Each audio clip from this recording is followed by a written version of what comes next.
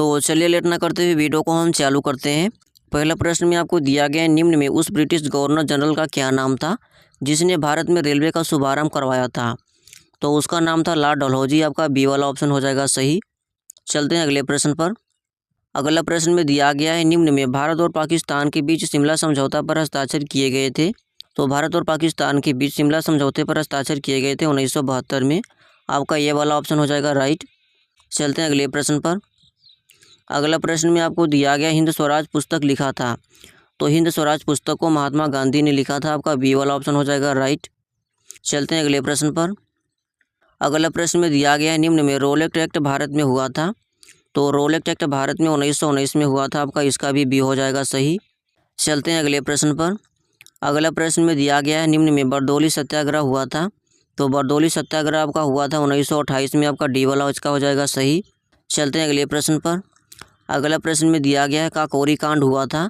तो काकोरी कांड आपका हुआ था 1925 में। ये वाला आपका हो जाएगा ऑप्शन सही। चलते हैं और भी अगले प्रश्न पर। अगला प्रश्न में दिया गया है, निम्न में भूदान आंदोलन से संबंधित हैं। तो भूदान आंदोलन से संबंधित आपके संत विनोबा भावे हैं। आपका बी वाला ऑप्शन हो जाएगा राइट। चलते हैं अगले प्रश्न पर। अगला प्रश्न में आपको दिया गया, जो 1922 में सहयोग आंदोलन हुआ था उसे बीच में क्यों रोका गया था। तो उसे रोका गया था चौरा चौरी कांड के कारण। आपका सी वाला हो जाएगा सही। चलते हैं और भी अगले प्रश्न पर। अगला प्रश्न में दिया गया, स्वतंत्रता के बाद रियासतों के एकीकरण में सबसे ज़्यादा भूमिका निभाई थी। तो सबसे ज़्यादा भूमिका निभाई थी सरदार वल्लभ भाई पटेल ने। आपका डी वाला हो जाएगा राइट। चलते हैं अगले प्रश्न पर। अगला प्रश्न में दिया गया, उत्तर प्रदेश की स्थापना हुई थी। तो उत्तर प्रदेश की स्थापना 24 जनवरी 1950 को हुई थी। आपका ये वाला ऑप्शन हो जाएगा राइट।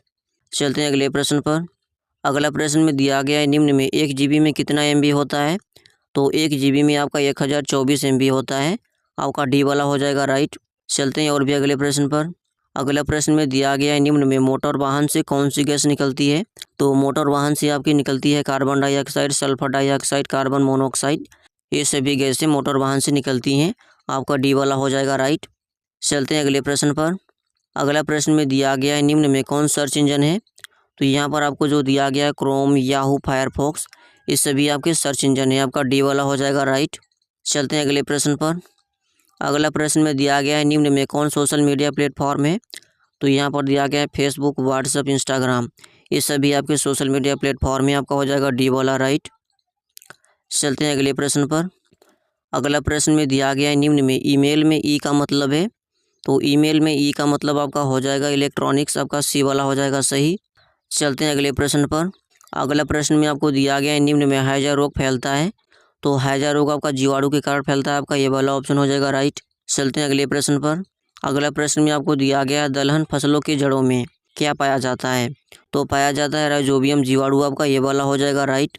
चलते हैं अगले प्रश्न पर। अगला प्रश्न में आपको दिया गया है, निम्न में दूध किसके कारण दही में परिवर्तित होता है। तो यह लैक्टिक एसिड के कारण परिवर्तित होता है। आपका बी वाला हो जाएगा राइट। चलते हैं अगले प्रश्न पर। अगला प्रश्न में आपको दिया गया है, निम्न में रैम का पूरा नाम है। तो रैम का पूरा नाम आपका है रैंडम एक्सेस मेमोरी। आपका हो जाएगा सी वाला ऑप्शन सही। चलते हैं लास्ट और आखिरी प्रश्न पर। आखिरी प्रश्न में आपको दिया गया है, उत्तर प्रदेश का सबसे बड़ा वन्यजीव अभ्यारण्य है। तो उत्तर प्रदेश का सबसे बड़ा वन्यजीव अभ्यारण्य आपका हो जाएगा हस्तिनापुर वन्यजीव अभ्यारण्य। आपका ये वाला हो जाएगा राइट। तो ये रहे हमारे प्रश्न। अगर आपको हमारे प्रश्न अच्छे लगे हो तो आप हमारे वीडियो में कमेंट करके बताओ और हमारे चैनल को सब्सक्राइब कर लो।